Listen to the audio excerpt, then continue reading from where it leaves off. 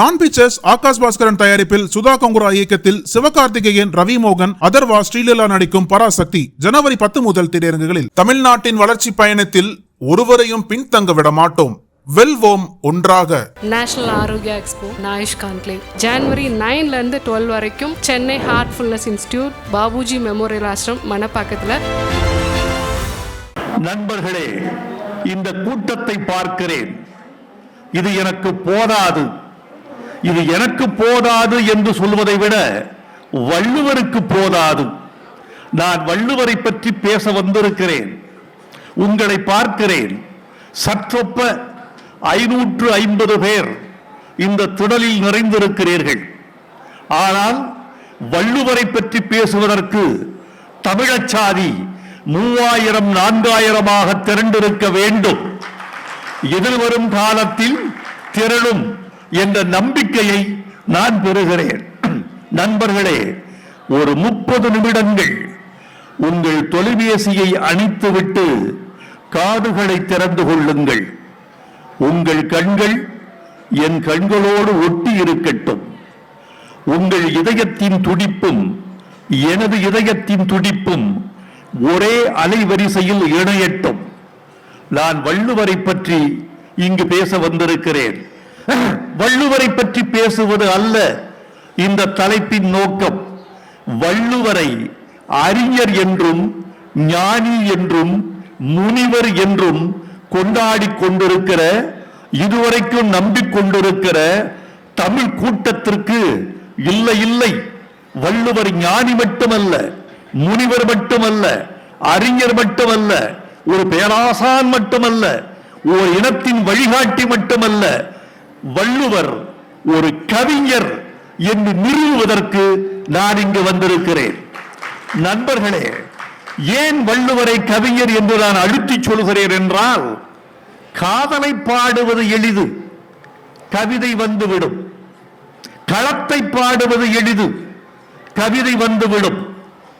அழகை பாடுவது எளிது, கவிதை வந்துவிடும். இயற்கை பாடுவது எளிது, கவிதை வந்துவிடும். அறம் பாடுகிறவனுக்கு கவிதை வருவது அரிது. அறம் அறம் என்பது ஒரு ஸ்டேட்மெண்ட், ஒரு வாக்கு மூலம். இதை செய்யாதே என்பது அறம், இதை செய் என்பது அறம். திருடாதே என்பது அறம், அறம் செய் என்பது அறம். இது ஒரு கட்டளை, இது ஒரு ஆர்டர் ஆர் ஸ்டேட்மெண்ட். ஆர்டர் அல்லது வாக்கு மூலம். இதை சொல்லுகிற பொழுது எப்படி கவிதை வரும்? திருக்குறளை பார்த்து நான் ஆச்சரியப்படுகிறேன். திருக்குறளை போல உலகத்தில் ஒரு நூல் தன்னை மட்டுமே நம்பி 2000 ஆண்டு இலங்குகிற நூல் ஒரே நூல் திருக்குறள் மட்டும்தான். ஏன் தெரியுமா தோழர்களே? உலகத்தில் மற்ற மெய்நூல்கள் எல்லாம் அரசை சார்ந்து இயங்கின, சமயத்தை சார்ந்து இயங்கின. சமயம் ஒரு நூலை தன் தோள்களில் தூக்கி வைத்துக் கொண்டது. அரசாங்கம் ஒரு நூலை தன் தோள்களில் தூக்கி வைத்துக் கொண்டது. கிரேக்க, லத்தீன் மெய்நூல்களைத்தான் அமெரிக்க அரசாங்கம் தன் சட்டமாக்கி கொண்டது. கன்ஃபியூசியஸ் சொன்ன மரபுகளைத்தான் சீன அரசாங்கம் தன் அரச மதமாக்கி கொண்டது. விவிலியத்தின் பழைய ஏற்பாட்டைத்தான் யூதர்கள் தங்கள் சட்டமாக்கி கொண்டார்கள். திருக்குர்ஆனின் திருவசனங்களை இஸ்லாம் தனக்கு சட்டமாக்கி கொண்டது. பௌத்தத்தின் தம்மபதத்தில் இருந்து பல செய்திகளை எடுத்துக்கொண்டு அசோகர் அரசு சட்டமாக்கியது. மனுஸ்மிருதி, சாணக்கியரின் அர்த்த சாஸ்திரம், இந்த இரண்டையும் எடுத்துக்கொண்டு இந்துஸ்தானம் தனக்கு சட்டமாக்கி கொண்டது. இப்படி எல்லா நூல்களையும் அரசாங்கமும் சமயமும் ஆதரித்துக் கொள்ள என் ஆசான், என் பாட்டன் திருவள்ளுவனின் திருக்குறள் மட்டும் காற்றில் யாருடைய ஆதரவும் இல்லாமல் அனாதையாக அலைந்து கொண்டிருந்தது. ஒரு இலவம் பஞ்சை போல, காற்றில் பறக்கிற காகிதத்தை போல, ஒரு அரசன் சருகை போல காலந்தோறும் 2000 ஆண்டுகளாய் திருக்குறள் அனாதையாக இருந்தது. அப்படி அனாதையாக இருந்தும் கூட இன்று உலக அறிவுக்கு தலைமை தாங்குகிற வல்லமை எங்கள் திருக்குறளுக்கும் திருவள்ளுவருக்கும் உண்டு என்பதுதான் உண்மை. நான் மீண்டும் சொல்கிறேன், அழகை பாடுவது எளிது. பாரதி அழகை பாடுகிற போது கவிதை கொட்டுகிறது. தன் காதலியை பார்க்கிறான், வானத்தை பார்க்கிறான். பூமியில் நீ இருக்கிறாய், நீ வானத்திலும் இருக்கிறாய். இது கவிதையாகி விடுகிறது. பெண்ணே, உன்னை பூமியில் பார்த்தேன், சற்றே அண்ணாந்து பார்த்தேன், அங்கும் நீதான் இருக்கிறாய். சுட்டும் விழிச்சுடர்தான் கண்ணம்மா சூரிய சந்திரரோ. நான் கீழே உன் கண்களை பார்த்தேன், மேல வானத்தை பார்த்தேன். சுட்டும் விழிச்சுடர்தான் கண்ணம்மா சூரிய சந்திரரோ. வட்டக்கரிய விழி கண்ணம்மா வானக்கருவை கொல்லோ. பட்டுக்கருணியில புடவை பதித்த நல்வயிரம் நட்ட நெடுதிசையில் தெரியும் நட்சத்திரங்களடி. காதலியை பார்க்கிற போதும் இயற்கையை பார்க்கிற போதும் சொல் சுதி சேர்கிறது, கவிதை லயம் கூடுகிறது. அழகை பாடுகிற போது ஒருவன் கவிஞராகி விடுகிறான். நிலாவை பார்க்கிறார் பாரதிதாசன். நிலாவை பார்க்கிற போது அவருக்கு தோன்றுகிற வியப்பு, ஷெல்லி பாடாத அழகு, கீட்ஸ் பாடாத அழகு, பைரன் பாடாத அழகு, எஸ்ரா பவுண்ட் பாடாத அழகு. இந்த அழகையெல்லாம் பாவேந்தர் பாரதிதாசன் ஒரு பாட்டுக்குள் கொண்டு வருகிறார். நீலவான் ஆடைக்குள் உடல் மறைத்து நிலவென்று காட்டுகிறாய் ஒளிமுகத்தை. ஏ நிலவே, நீ முகம் மட்டும்தான் காட்டுகிறாய், வட்டமாக தெரிகிறது. உடல் எங்கே? நீல வானம் என்ற துணிக்குள்ளே உன் உடலை மறைத்துக் கொண்டாயா? நீலவான் ஆடைக்குள் உடல் மறைத்து நிலவென்று காட்டுகிறாய் ஒளிமுகத்தை. கோலம் முழுதும் ஏன் ஏன் உன்னை மறைத்துக் கொண்டாய்? இந்த முகத்தை பார்த்தே இந்த உலகம் இந்த கிறுக்கு பிடித்து அலைகிறதே. ஒருவேளை உன் முழு உடலை முழு அழகை காட்டிவிட்டால் காதல் கொள்ளையிலே இவ்வுலகம் சாபோ. வானச்சோலையிலே பூத்த தனிப்பூவோ, நீதான் சொக்கவில்லி பார்க்குடவோ, அமுத ஊற்றோ. காலை வந்த செழும்பெருதி, இதான் அற்புதம் அற்புதம். காலை வந்த செழும்பெருதி கடலில் மூழ்கி, காலையில சூரியன் வந்தது, மாலையில அது மறைந்து விட்டது. சூரிய சூடு தணிக்க அந்த சூரியன் கடலுக்குள் மூழ்கி மாலையிலே நிலாவாக வந்து விட்டதா? இப்படி பாடுவது அழகு, இப்படி பாடுவது எளிது. என்னை இந்த மேடையில் நட்சத்திரத்தை பற்றி எழுது என்றால் நான் சொல்லிக்கொண்டே இருப்பேன். உங்களால் தட்டச்சு செய்ய முடியாது. காற்றை பற்றி ஒரு கவிதை எழுது என்றால் சொல்லிக்கொண்டே இருப்பேன். நீங்கள் சுருக்கெழுத்தில் தான் எழுத வேண்டும். இது பாடுவது எளிது. அறம்பாடும் போது ஒருவன் கவிஞராக இருப்பது கடிது தோழர்களே. அதைத்தான் எங்கள் திருவள்ளுவர் என்ற பேராசான் செய்திருக்கிறார். இதை நினைத்து நினைத்து கவிதை எழுத தெரிந்தவர் என்கிற முறையில் நான் வியந்திருக்கிறேன், வியந்து வியந்து மயங்கி இருக்கிறேன். பீலிமை சாகாடும் அச்சு இரும் அப்பண்டம் சால மிகுத்து பெயின் வலியறிதல் என்கிற ஒரு அதிகாரத்தில் சொல்றாரு. ஒரு மனிதன் எவ்வளவு வலிமை உள்ளவன் என்பதை ஒரு அடையாளப்படுத்திக் கொள். உனக்கு எவ்வளவு வலிமை இருக்கிறது? எல்லை மீறி போனால் உன் வலிமை அழிந்து விடும். எல்லை மீறி போனால் உன் வலிமை அழிந்து விடும். எப்படி? மயில் தோகை இருக்கிறதே, மயில் தோகை மிக மெல்லியது, மிக மெல்லியது. இந்தியாவின் மயில் தோகையை சாலமன் ஏற்றுமதி கொண்டு போனான் என்று பழைய கதை இருக்கிறது.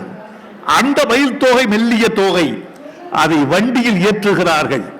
மயில் தோகை எவ்வளவு மெல்லியது! அந்த மயில் தோகையை கூட வண்டியின் பாரத்திற்கு அதிகமாக ஏற்றினால் அச்சு முறிந்துவிடும். பீலிவை சாகாடும் அச்சு இரும் அப்பண்டம் சால மிகுத்து பெயின். இது யார் சொன்னது? வள்ளுவர் சொன்னது. ஒரு பக்கம் வலிமையை சொல்லுகிறார், இன்னொரு பக்கம் பீலியை சொல்லுகிறார். பீலி என்ற அனுபவத்தை வலிமை என்ற தத்துவத்தோடு, அனுபவத்தை தத்துவத்தோடு சேர்ப்பது என்பது எல்லா கவிஞருக்கும் வந்துவிடாத தோழர்களே. சூதாட்டத்தை பற்றி எவ்வளவு படித்திருக்கிறோம். ஒரு இதிகாசமே சூதாட்டத்தால் எழுந்தது. நளவெண்பா சூதாட்டத்தால் எழுந்தது. மகாபாரதம் சூதாட்டத்தில் எழுந்து போரில் முடிந்தது. அந்த சூதுக்கு தமிழன் அடிபணிந்து விடக் கூடாது. சூது என்ற வழக்கத்திற்கு தமிழன் மட்டுமல்ல, மனிதன் அடிபணிந்து விடக் கூடாது என்று சொல்ல வருகிற வள்ளுவர் ஒரு உவமையை சொல்லுகிறார். உவமை சொல்லுவதில் நான் படித்த உலக கவிகளில் யாருக்கும் இழைத்தவர் அல்ல நம்முடைய வள்ளுவ பேராசான். ஷேக்ஸ்பியருடைய ஒரு வரியை உலகமெல்லாம் மேற்கோள் காட்டுவார்கள். கிங் லியர் என்ற நாடகத்தில் கார்டீலியா என்ற பெண் அழுகிறாள். அவள் அழுது கொண்டே புன்னகைக்கிறாள். இதை சொல்ல வருகிற ஷேக்ஸ்பியர் சொல்லுகிறான், எல்லா விமர்சகர்களும், உலகத்தினுடைய கவிஞர்களும், எல்லா பத்திரிகையாளர்களும் மீண்டும் மீண்டும் மேற்கோள் காட்டுகிற வரி இந்த வரி. கார்டீலியா அழுது கொண்டே புன்னகைக்கிறாள், புன்னகைத்துக் கொண்டே அழுகிறாள். இதை சொல்ல வருகிற ஷேக்ஸ்பியர், ஆஹா, அவள் புன்னகைத்துக் கொண்டே அழுகிறாள், வானம் வெயிலடித்துக் கொண்டே மழை பெய்கிறது. அழகுதான். இதெல்லாம் போகிற போக்கில் எங்கள் கவிஞர்கள் சொல்லிவிட்டு போவதுதான். ஆனால் வள்ளுவர் சூதாடுகிறவனை பார்த்து சொல்லுகிறார், நீ சூதை விரும்பாதே. இது சாதாரணம், இது ஒரு அறம். சூதை விரும்பாதே, இது வரைக்கும் ஒரு புலவன் சொல்ல முடியும். அடுத்த கவிஞராக அடுத்த எட்டில், அடுத்த பாய்ச்சலில், அடுத்த வீச்சில் கவிஞராகிறார் எங்கள் திருவள்ளுவர். வேண்டற்க சூதினை, சூதை விரும்பாதே, வென்றிடினும், அப்பா, ஜெயிச்சாலும் சூதை விரும்பாதே. இதுக்கு கிளைமாக்ஸ் அப்புறம் போறார். ரொம்ப இங்கு வந்திருக்கிற தமிழர்கள், நான் இந்த கூட்டம் குறைவு என்று சொன்னதை இப்போது திருப்பி யோசித்து பார்க்கிறேன். இங்கிருக்கிற ஒவ்வொருவரும் 100 தமிழர்களுக்கு ஈடானவர்கள். இங்கிருக்கிற ஊடகங்கள் ஒவ்வொன்றும் 10,000 பேர்களுக்கு ஈடானது. இந்த ஊடகங்களின் முன்னால் ஒவ்வொருவரும் 100 பேராக தெரிகிற உங்களுக்கு முன்னால் நான் பேசுகிற போது தமிழச் சாதியின் குறுக்கு வெட்டு தோற்றத்தோடு நான் சம்பந்தப்பட்டிருக்கிறேன் என்று கருதி கொண்டு பேசுகிறேன். வேண்டற்க சூரியனை வென்றிடினும், நீ ஜெயிச்சா கூட சூதை விரும்பாதே. அந்த வெற்றி எப்படிப்பட்டது தெரியுமா? வென்றது போல் காட்டி உன்னை கொன்றுவிடும் சூது. எப்படி தெரியுமா? எப்படி தெரியுமா சொல்றாரு? தூண்டில் போடுகிறான் மீனுக்கு. அந்த தூண்டில் இரும்பின் நுனியில் ஒரு புழுவை மாட்டி வைத்திருக்கிறான். புழு என்று கருதி இரையை தேடி மீன் வருகிறது. புழுவுக்கு பதிலாக இரும்பை தின்று விடுகிறது. வேண்டற்க சூதினை வென்றிடினும், வென்றதும் தூண்டிற் பொன் மீன் விழுங்கியற்று. தூண்டில் இருக்கக்கூடிய புழுவை மாறாக புழுவை போடுது. முதல் வெற்றி புழுவை சாப்பிட்டது மாதிரி இருக்கும். அடுத்து சூதி எங்க கூட்டு போகும் தெரியுமா? அந்த தூண்டில் முள்ளுக்கு கூட்டிட்டு போயிடும். ஒன்ன வேண்டற்க சூதினை வென்றிடும், வென்றதும் தூண்டிற்பொன் மீன் விழுங்கியற்று. என்ன இதை படிச்சுட்டுங்க, நான் ஒரு 14 வயதில் இந்த குறளை படித்திருப்பேன். உரை எழுதும் போது இந்த இடத்தில் நான் உட்கார்ந்து விட்டேன். என்னடா ஞானி இவன்! எப்படிப்பட்ட தமிழ் பரம்பரையில் நாம் பிறந்திருக்கிறோம். நான் தமிழனாக பிறந்ததற்காக பல முறை வெட்கப்பட்டிருக்கிறேன். ஆனால் வள்ளுவன் என்ற ஒரு பெருமையை நினைக்கிற போது எல்லா வெட்கங்களும் துடைக்கப்பட்டு விடுகின்றன. என் உயரம் கூடி வருகிறது. என் தோள் அகலம் பெறுகிறது, என் மார்பு விரிகிறது, என் மானம் உயர்கிறது, என் ஞானம் வளர்கிறது என்று சொல்ல வேண்டும் என்று ஆசைப்படுகிறேன். ஒருத்தரை எப்படி மதிப்பிடுவீர்கள்? ஒருவரை எப்படி மதிப்பிடுவீர்கள் நீங்கள்? ஆள் கோட்டு சூட்டும் போட்டுகிறான், நல்ல மீசை வைத்திருக்கிறான், நல்ல டை கட்டி இருக்கிறான், ரோலக்ஸ் வாட்ச் கட்டி இருக்கிறார், ஒரு மான்பிளாக் பெண் பேனா வைத்திருக்கிறார், டை கட்டி இருக்கிறார், இவள் பட்டுப்புடவை கட்டி இருக்கிறாள், எல்லாம் செய்திருக்கிறாள், தங்க நகை அணிந்திருக்கிறாள். எதை பார்த்து நீங்கள் ஒருவரை மதிப்பிடுவீர்கள்? இது வள்ளுவன் காலத்தில் மட்டுமல்ல தோழர்களே. இப்ப நான் சொல்ற கருத்து, மனிதன் ஜாதி, மனித ஜாதியின் கடைசி ஆண் இருக்கும் வரை, கடைசி பெண் இருக்கும் வரை, மனித குலத்தின் உயிர் இருக்கும் வரை இந்த திருக்குறள் நிலைக்கும் என்பது என்னுடைய கருத்து. உருவத்தை கண்டு எடை போடாதே, செயலை கண்டு எடை போடு. செயல், ஒரு மனிதனின் உண்மையான உருவம் என்பது செயல், அவன் முகம் என்பது செயல், அவன் குணாதிசயம் என்பது செயல். செயலை வைத்து ஒருவனை நீங்க மதிப்பிட வேண்டும். அதுக்கு சொல்றாரு அம்பு. வள்ளுவர் சொல்றார், கவிஞர் வள்ளுவர் வராரு பாருங்க. அம்பு நேரானது, யாழ் வளைந்தது. நேரான அம்பு சிறந்ததா, வளைந்திருக்கிற யாழ் சிறந்ததா? அம்பு நேர இருக்கு, ஆனால் அது உயிர் குடிக்கும் ஆயுதம்.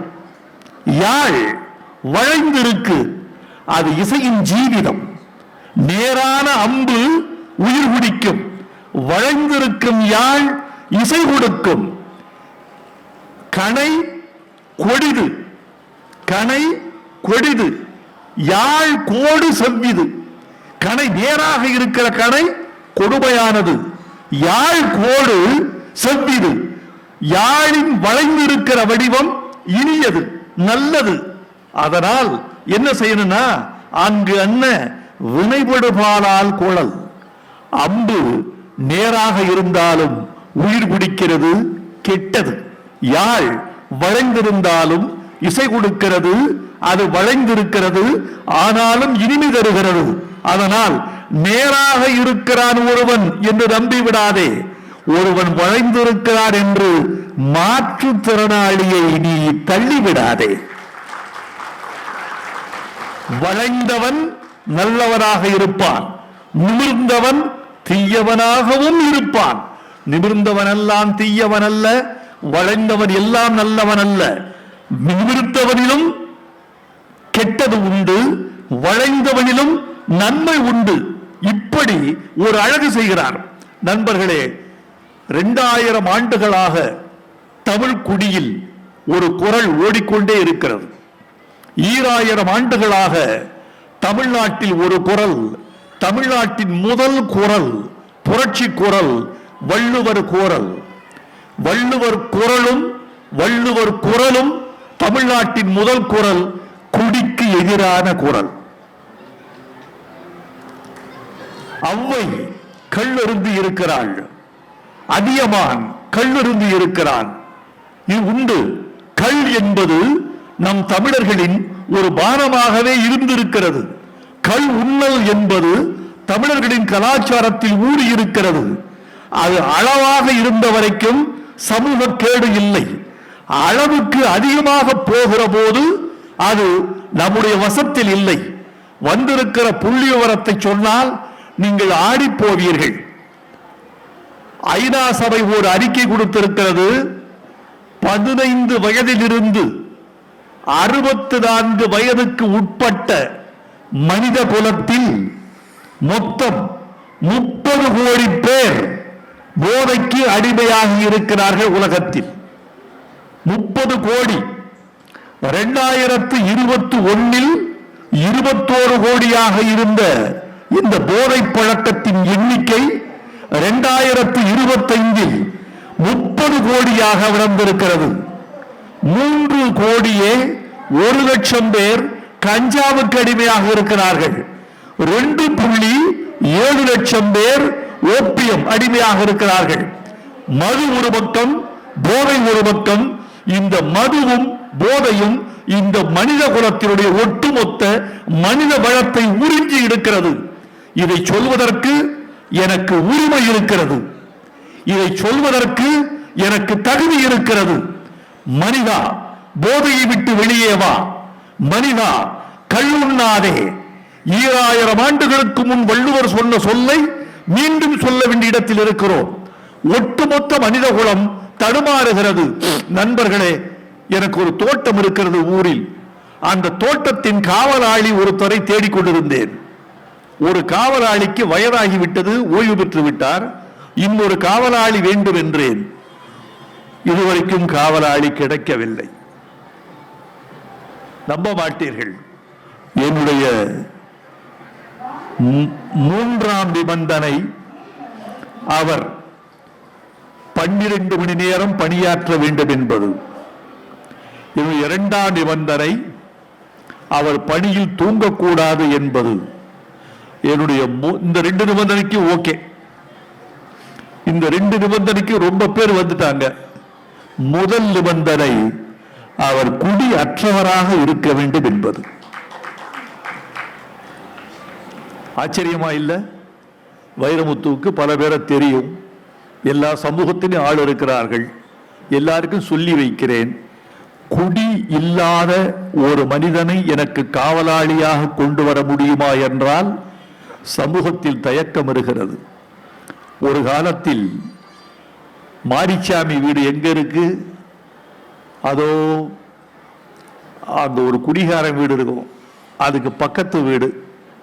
ஒரே ஒரு குடிகாரன் வீடு இருந்தது. இன்னைக்கு போய் முத்துச்சாமி வீடு எங்க இருக்கு என்று கேட்டால் ஒரே பொட்டிக்கடை பக்கத்துல குடிக்காத ஒரே ஒரு வீடு இருக்கு, அதுதான் மாரிசாமி வீடு. நண்பர்களே, இது எங்கு போய் முடிகிறது? நம்முடைய இளம் தலைமுறையினுடைய சத்துக்கள், அவன் தத்துவங்கள், அவன் வேர்வை, அவன் உழைப்பு, அவன் மூளை எல்லாமே தேய்மானமாகிறது இந்த போதையில். இந்த போதையில வள்ளுவர் சொல்றாரு, ஒருத்தர் சொல்றார், வள்ளுவர்கிட்ட வந்து சொல்றார், ஐயா, குடிகாரனை திருத்த பார்க்கிறீர்கள், ஏன் சிரமப்படுறீங்க? நீங்க ஒண்ணு செய்யுங்க, இதோ குடிச்சிட்டு ஒருவன் கீழே கிடக்கிறான் பாருங்க, இவனை காட்டுங்கள். குடிக்கிறவனை கூப்பிட்டு, இதோ மானம் அழிந்து, உடை இழந்து, தலை இழிந்து தரையில் கிடக்கிறானே, இவனை பார்த்து திருந்தக்கூடாதா என்று இன்னொரு குடிகாரனை அழைத்து இவனை காட்டுங்கள். அதுக்கு வள்ளுவர் சொல்றாரு, நானும் காட்டி பார்த்தேன்பா, ஒரு பய திருந்துற மாதிரி இல்ல. அதுக்கு வள்ளுவர் சொல்றாரு, கவிஞராகிறாரு, கழித்தானை, இந்த குடித்து கிடப்பவனை காட்டி குடிக்காதே என்று ஒருவனை சொல்லுவது என்பது தண்ணீருக்குள் மூழ்கி ஒளிந்து கொண்ட ஒருவனை தீப்பந்தம் கொண்டு தேடுவது போன்றது. அப்பா, தேவேந்திர பூதி, நீங்களும் கவிதை எழுதுறீங்க, நான் எழுதுறேன். இப்படி ஒரு கவிதையை 2000 ஆண்டில் நாம் எழுதியது உண்டா? கழித்தானை காரணம் காட்டுதல், கீழ்நீர் குளித்தானை தீத்துரியற்று. விளக்கு கொண்டு தேடுவது சொல்ல, தீப்பந்தம், தீப்பந்தத்துக்கு மூடி கிடையாது, தீபத்துக்கு கூட மூடி உண்டு, லாந்தருக்கு. ஆனால் தீப்பந்தத்துக்கு மூடி கிடையாது. கழித்தானை காரணம் காட்டுதல், கீழ்நீர் குளித்தானை தீத்துரியற்று என்று அப்படி சொல்லுகிறார். நண்பர்களே, பாலியல் தொழிலை கண்டித்த முதல் பெரும் கவிஞன் இந்தியாவில், தமிழ்நாட்டில் நம்மவர் தான். நான் அர்த்த சாஸ்திரம் படித்திருக்கிறேன். அர்த்த சாஸ்திரத்தில் வருகிறது, வெளிநாட்டிலிருந்து தூதுவர் வந்திருக்கிறார் என்றால் அவருக்கு வேண்டியதை செய்து கொடு, மது கொடு, இறைச்சி கொடு, அவன் விரும்பிய பெண்ணை பரிசு கொடு.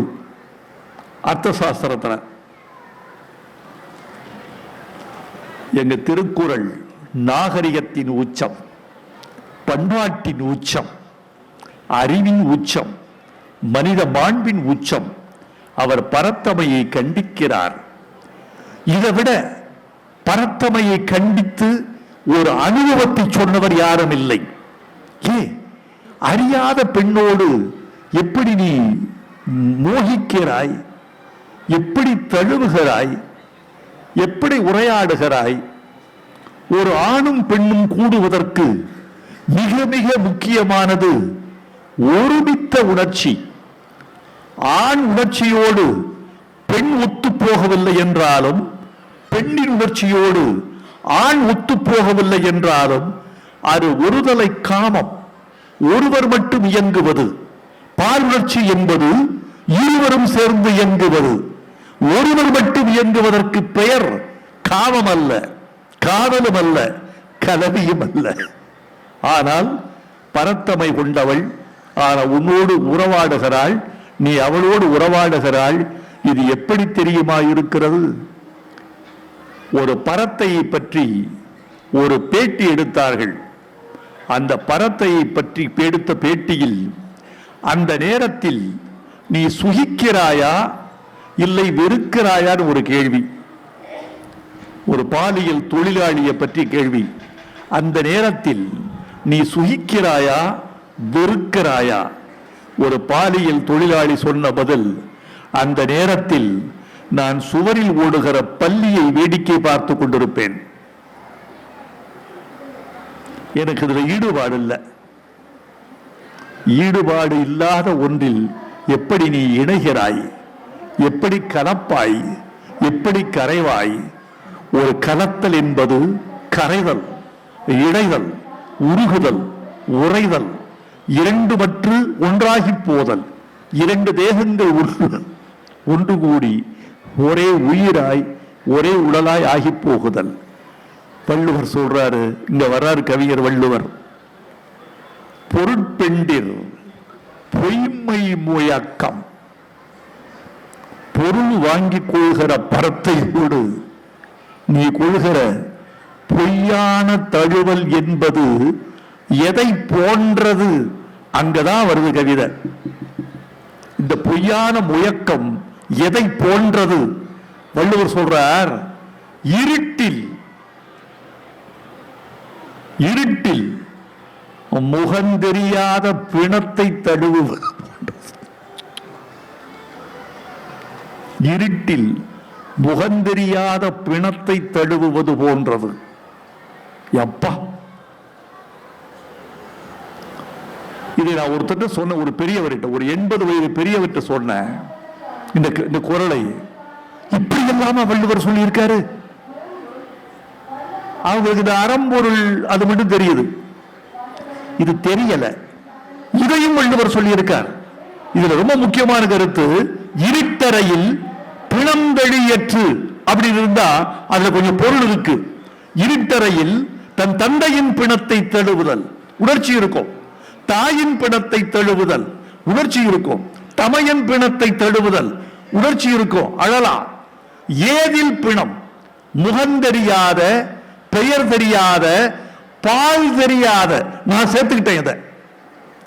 அந்த பிணம் ஆனா பெண்ணா அதுவும் தெரியவில்லை. ஏதில் பிணம்? பெயரற்ற, முகமற்ற, பால் தெரியாத ஒரு பிணத்தை இருட்டறையில் தழுவுவது போன்றது பரத்தையோடு ஒருவர் இன்பம் துய்ப்பது. இதை உலகத்தில் எந்த கவிஞன் சொல்லி இருக்க முடியும்? எந்த அறிஞன் சொல்லி இருக்க முடியும்? திருவள்ளுவருக்கு இந்த ஒரு குரலுக்காக நீங்கள் கரவொலி செய்யுங்கள். 2000 ஆண்டுகளுக்கு பின்னால் வள்ளுவன் காதில் இது எட்டட்டும் என்று நினைக்கிறேன். அவருடைய காமத்துப்பால் எல்லாமே கவிதை, இன்பத்துப்பால் முழுக்க கவிதை. சொல்றா ஒருத்தி, உங்க கணவர் வந்துகிட்டு இருக்காரு. எதுக்கு வந்துகிட்டு இருக்காரு? மனைவி கேட்கிறா. என்ன அழகுங்க, நாடகம். திருவள்ளுவரை இன்னும் யாரும் சரியா படிக்கலைங்க.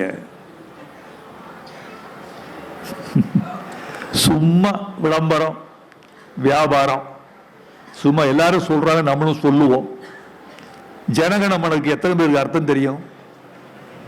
தமிழ் தாய் வாழ்த்துக்கே தெரியாது. ஜனகணமன எத்தனை பேருக்கு அர்த்தம் தெரியும்? ஆனா ஜனகணமன கைதட்டுகிற நண்பர் உணர்ந்து கைதட்டுகிறார். ஜனகணமன என்றால் என் மனதில் பதிவாகி போன ஒலி கூட்டம். அந்த ஒலி கூட்டத்தை என்னால் திருப்பி சொல்ல முடியும், பொருள் தெரியாது. தமிழ்த்தாய் வாழ்த்தும் ஒலி கூட்டமாகி விடுகிறது. தமிழ்த்தாய் வாழ்த்துக்கும் தேசிய கீதத்துக்கும் பொருள் தெரிந்து கொண்டு பாடுகிற போதுதான் எழுதிய கவிஞனுக்கு மரியாதை, பாடுகிற நமக்கும் மரியாதை என்பதை மறந்து விடாதீர்கள் நண்பர்களே. எனவே திருக்குறளை இன்னும் நீங்கள் படிக்கவில்லை, படிக்க வேண்டும். ஆசிரிய பெருமக்கள் நயம் சொல்லிக் கொடுங்கள். சொல்லுக்கு சொல் சொல்லிக் கொடுப்பதை விட சொல்லுக்கு பின்னால் இருக்கும் பெரும்பொருளை எங்கள் பிள்ளைகளுக்கு சொல்லிக் கொடுங்கள். ஆசிரிய பெருமக்களே, உங்களை விரும்பி வேண்டி கேட்டுக் கொள்கிறேன். இதுவரைக்கும் சொல்லிக் கொடுத்த திருக்குறள் கற்பித்தல் முறையை சற்றே மாற்றி திருக்குறளை பொருளோடும் அறிவோடும் கவிதையோடும் நயத்தோடும் நியாயத்தோடும் சொல்லிக் கொடுக்க வேண்டும் என்று தமிழாசிரிய பெருமக்களை நான் வணங்கி கேட்டுக் கொள்கிறேன். இது நடக்க வேண்டும் என்று விரும்புகிறேன். உன் கணவர் வர்றாரு, எதுக்கு வர்றாரு? மனைவி கேட்கிற, எதுக்கு வர்றாரு? ஊருக்கு பிரிந்து போறாரு, பொருள் தேடி. உன்கிட்ட சொல்லிட்டு போக போறேன் அப்படின்னு சொல்லிட்டு போக வர்றாரு. இது வரைக்கும் நாடகம். இப்ப அடிக்கிறா பாருங்க, மனைவி சொல்றா, போக மாட்டேன், உங்களுடைய இருப்பேன், பிரிய மாட்டேன் என்று சொல்வதாக இருந்தால் எனக்கு வந்து சொல்ல சொல்.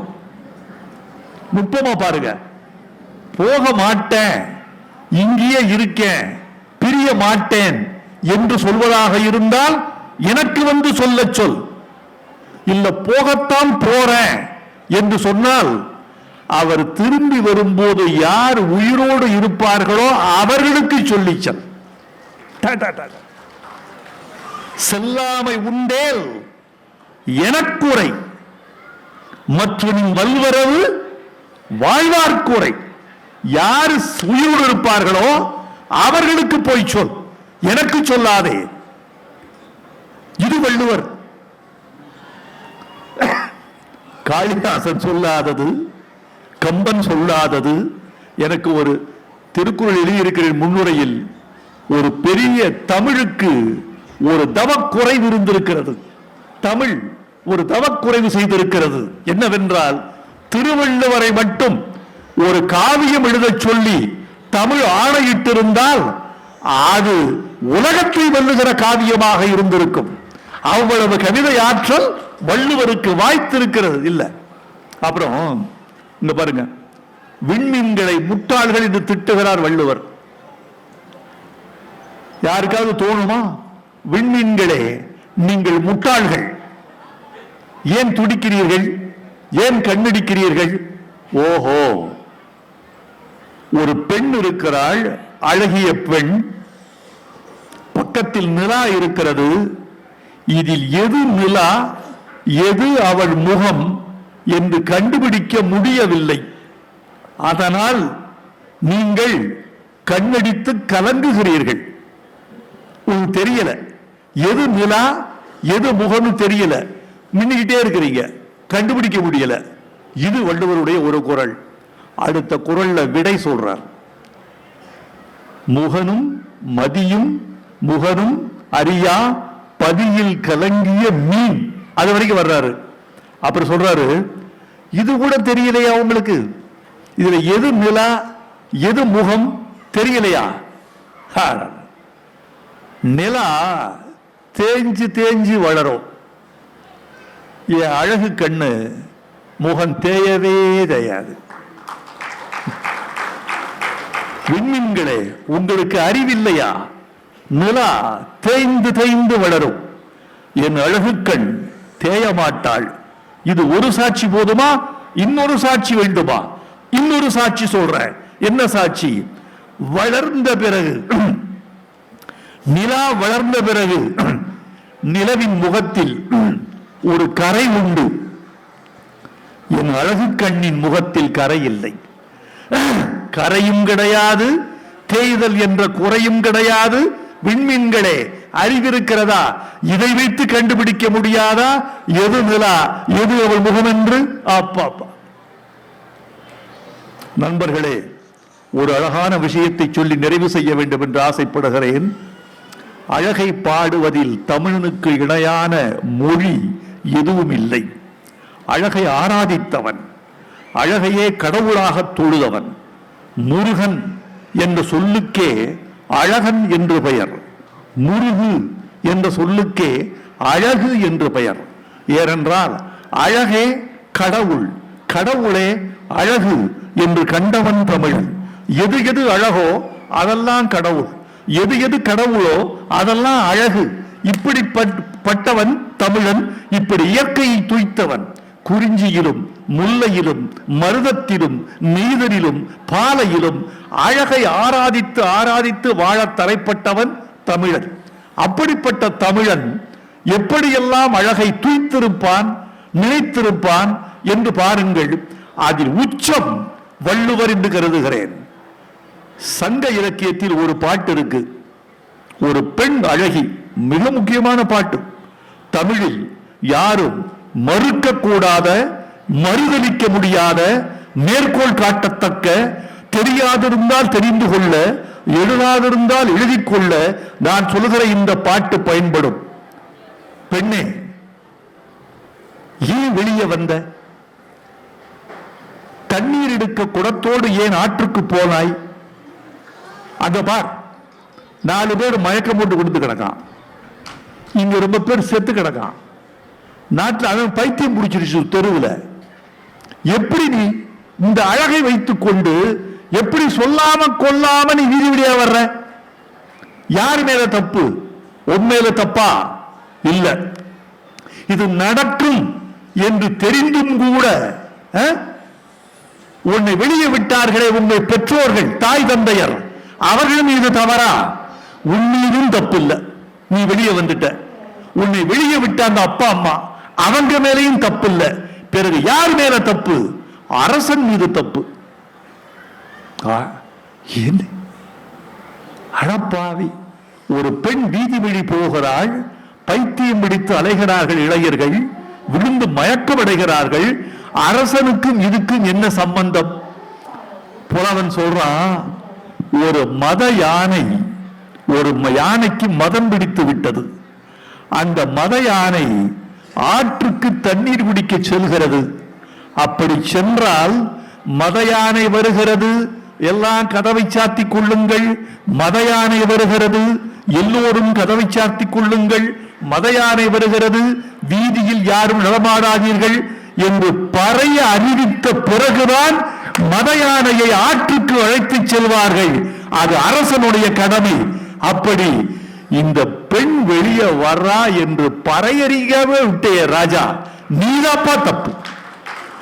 மத யானை வருவதற்கு பறையறிவிக்கிறாயே, இந்த மத யானை அழகு கொண்ட இந்த பெண் இவள் வீதி வழி போகிற போது இத்தனை விபத்துகள் நடக்கும் என்று தெரியாமல், பறை அறிவிக்காமல் விட்ட அரசனே, நீதான் தவறுடையவன், நீயும் தவறில்லை.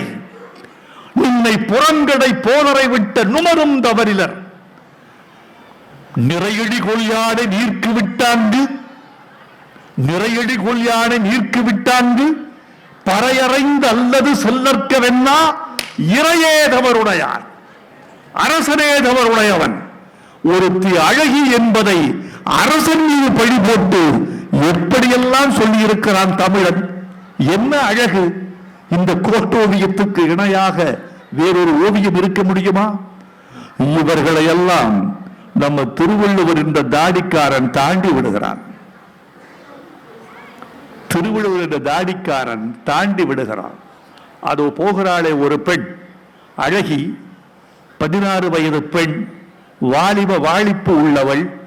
அவள் கண்கள் குவளைப்பூ, காது வள்ளைப்பூ, மூக்கு எட்பூ, தனங்கள் தாமரைப்பூ, விரல்கள் காந்தல் பூ, நெஞ்சிலே தாமரைப்பூ. அழகி, இவள் ஏன் இறந்துவிடப் போகிறாள்? அவள் அனிச்சப்பூவை சூடிக்கொண்டால் இறந்துவிடப் போகிறாள். அனிச்சப்பூ என்ன நச்சுப்பூவா? மோப்பக்குழையின் அனிச்சம். முகம் திரிந்து நோப்புக்குழையும் விருந்து அவள் மென்மையான பூவாயிற்றே. அனிச்ச பூவை சூடியதனாலா அவள் இறந்து போவாள்? இல்லை இல்லை, அனிச்ச பூவை காம்பை கிள்ளாமல் சூடிக்கொண்டாள். அந்த காம்பின் எடை தாங்காமல் இடை முறிந்து விட போகிறது, இறந்து விட போகிறாள். அனிச்சப்பூ கால் களையால் பெய்தால் முசுப்பிற்கு நல்ல படாபறை. வள்ளுவன் 2000 ஆண்டுகளுக்கு முன்பு இந்த தாடிக்குள் ஒளிந்திருந்த குசும்பை பார்த்தீர்களா?